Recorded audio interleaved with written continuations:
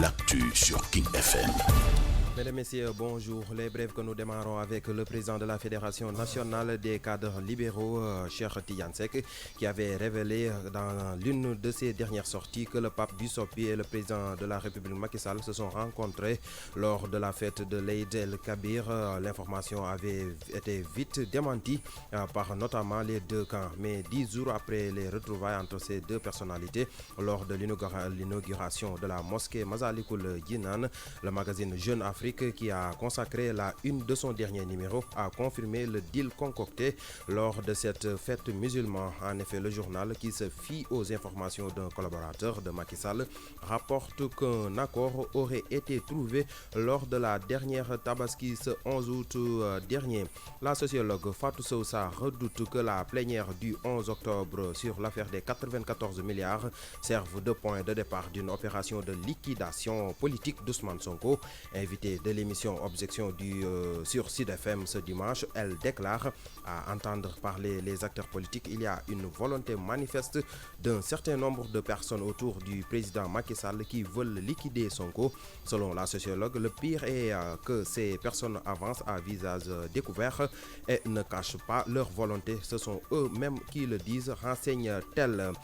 Sur l'international, en Tunisie, la participation aux législatives atteint 41,3%, un chiffre bien en déjà donc du précédent scrutin en 2014.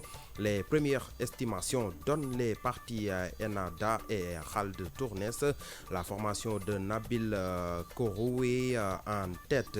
Musique pour terminer ces brèves. Nous vous proposons aujourd'hui Chérifou et Diop Sabren dans Bamba, sorti le 3 octobre dernier. Écoutons.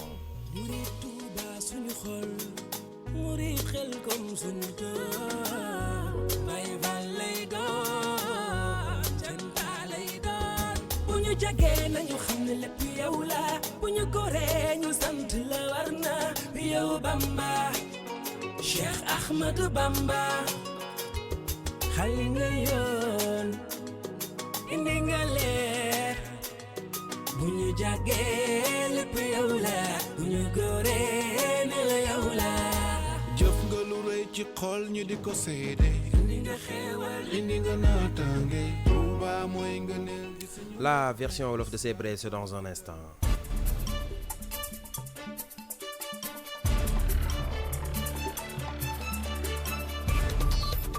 yéen a ngi déglu King FM ci 99.4. xibaar yi tënk lay doon dañ koy tàmbalee kon ak président fédération nationale des cadres libéraux di Cheikh Tidiane Seck. moom nag dafay waxoon ni président Abdoulaye Wade dalal na président Macky Sall ni ki bésu tabaski bi ñu weesu. xibaar boobee nag ñaari wàll yëpp dañoo génnoon ngir weddi ko, waaye kon fukki fan gannaaw ba am ñu daal di nemmeeku ni tamit am na ak déggoo goo xam si mujj naa am ci diggante président Wade ak président Macky Sall ba ñu joxante loxo ci bi ñu ubbi jumaay Masalikul Jinaan. xibaar la tamit boo xam si magazine bi la di Jeune Afrique dafa daal di ni def na gëstu yu baax a baax ni am na ab deal boo xam si dox na ci diggante président Wade ak président Macky Sall te loolee lépp mi ngi am niki bisu tabaski bi ñu weesu. sociologue bi la di Fatou Sow Sarr li mu xamle moo di kon plénière bi nu namaamal fukki fan ak benn ci weeru octobre bi nu dëgmal jëm ci coowul 94 milliards yi nga xam si Ousmane Sonko da cee joxoñoon baaraamu tuuma Mamour Diallo. nee na nag loolee lépp dinañ ko taxawal nag ngir daal di lalal ndëgg sërëx ci la di Ousmane Sonko ba noppi daal di koy yóbbu ci kaso bi.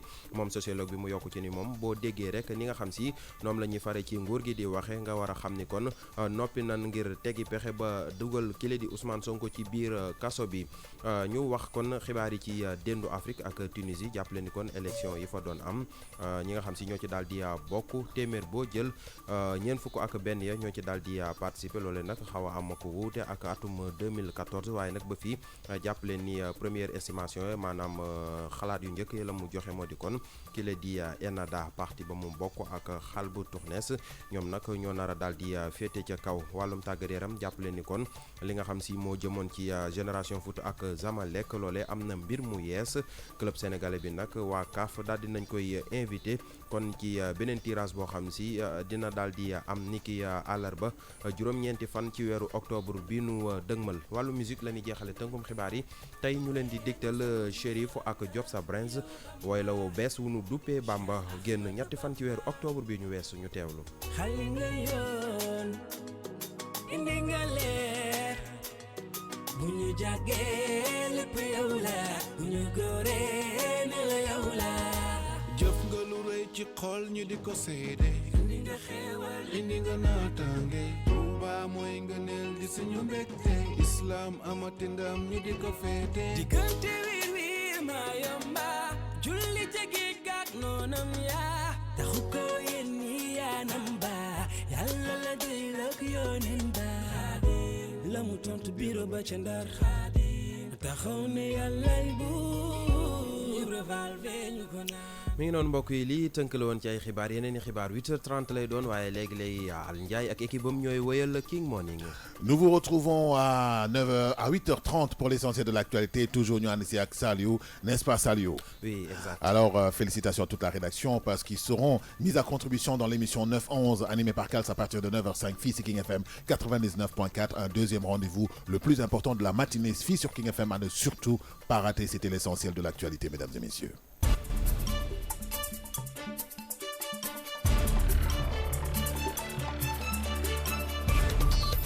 Rejoignez-nous sur notre Facebook, Twitter, Instagram, King FM, première radio digitale du Sénégal.